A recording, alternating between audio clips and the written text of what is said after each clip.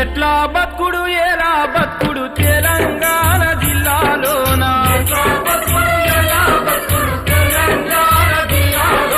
లాఠీ తూటల రాజ్యమాయ తెలంగాణ పల్లెలోన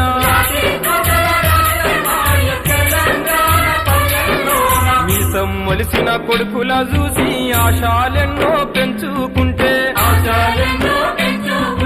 చదువుకొని గొప్పోళ్ళయి సాతరని కలలు గంటే